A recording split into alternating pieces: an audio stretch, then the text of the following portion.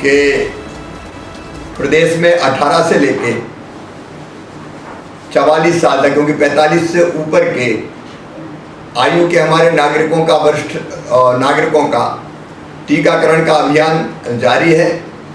Doses की उपलब्धता के हिसाब से वो वैक्सीनेशन का कार्यक्रम चल रहा है, वो यथावत चलता रहेगा।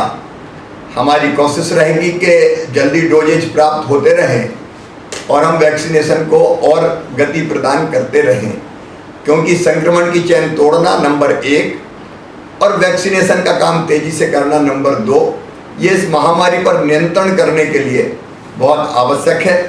अब 18 से लेकर 44 वर्ष के हमारे जो नौजवान हैं या प्रौढ़ भाई बहन हैं, उनको भी वैक्सीनेशन का कार्यक्रम, टीकाकरण का कार्यक्रम अभी 5 मई से हम प्रारंभ करेंगे। अभी हमने जो आकलन किया कि जो संभावित संख्या होगी जिसका हमको वैक्सीनेशन करना पड़ेगा 18 से लेकर 44 साल तक की, उसके लिए हमको जो डोजेज की ज़रूरत पड़ेगी वो 5 करोड़ 29 लाख डोजेज की आवश्यकता होगी।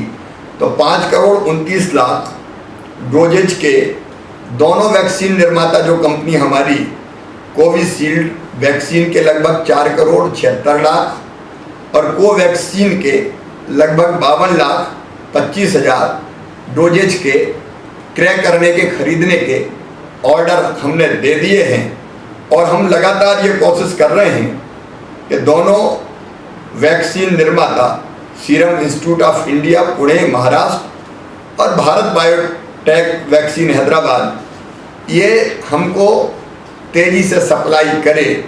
अभी सप्लाई की सुनिश्चितता नहीं कि कब वो कितनी देंगे, ये बताने की स्थिति में नहीं है, और इसलिए अभी 1.5 लाख डोज के हिसाब से हमने वैक्सीनेशन का प्रोग्राम जो हमारे अभी हाथ में है फाइनल किया है। इस बीच मुझे लगता है 15 मई के आसपास हमको और डोजेज प्राप्त होने लगेंगे, जो चर्चा के आधार पर दिखाई दे रहा है। तो हम अगले सत्रों का निर्धारण भी हम करेंगे। 5 और 6 मई को हम शुरुआत करेंगे। 104 जो सत्र है उनमें लगभग 10,400 डोजेज लगाए जाएंगे। 8 और 10 मई को फिर ये सत्र बढ़ा के 416 कर दिए जाएंगे और 41,600 डोजेज लगाए जाएंगे।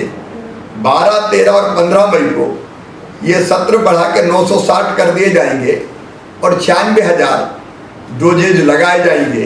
तो यहाँ से हम ये प्रारंभ कर रहे हैं और मुझे लगता है कि इस बीच में हमको उपलब्धता और प्राप्त होती रहेगी। हम लगातार बात करते जा रहे हैं कि हमको जल्दी उपलब्ध कराई जाए, तो जैसे जैसे उपलब्ध होती जाएगी हम अपने नौजवानों को ये वैक्सीन लगाते जाएंगे। सबको निःशुल्क लगाएंगे, ये हमारा संकल्प है।